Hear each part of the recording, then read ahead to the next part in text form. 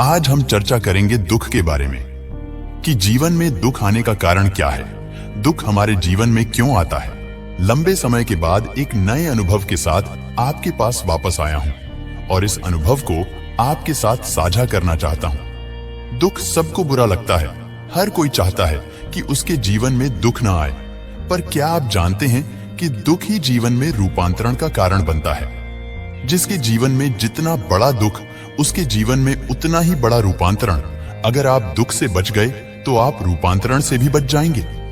इसीलिए गौतम बुद्ध ने दुख के बारे में इतनी बात करी। एक बार गौतम बुद्ध से कोई कहता है कि बुद्ध, आप निराशावादी हैं, आप कहते हैं कि जीवन में दुख है।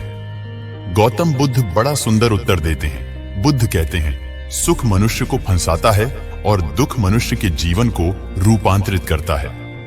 मैंने सिर्फ ये नहीं कहा कि जीवन में दुख है, मैंने अगली ही पंक्ति में यह भी कहा है कि इस दुख से मुक्ति का मार्ग है और उस मार्ग पर चलकर हर मनुष्य अपने दुखों से मुक्ति पा सकता है। देखिए, दुख जीवन की वास्तविकता है। अगर आज आपके जीवन में सुख है और आप उस सुख में अंधे हुए जा रहे हैं, आपको लगता है कि यह व्यक्ति क्यों रो रहा है, क्यों परेशान हो रहा है, जीवन में ऐसा इसके साथ क्या हो गया, तो मैं आपको बताना चाहता हूं कि अगर आपका लक्ष्य बड़ा है, आप कुछ बड़ा पाना चाहते हैं, तो आपके जीवन में उतना ही बड़ा दुख आने वाला है। मैं जिस स्थिति में हूं, मैं जिस मार्ग पर हूं, दुख मुझे प्रभावित कर सकता है।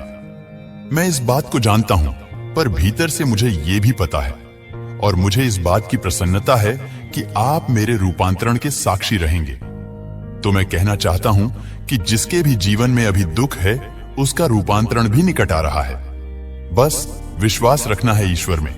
अगर आप ईश्वर को नहीं मानते तो उसमें रखिए जो आपका स्रोत है, जहां से आप आए हैं। नमो बुद्धाय।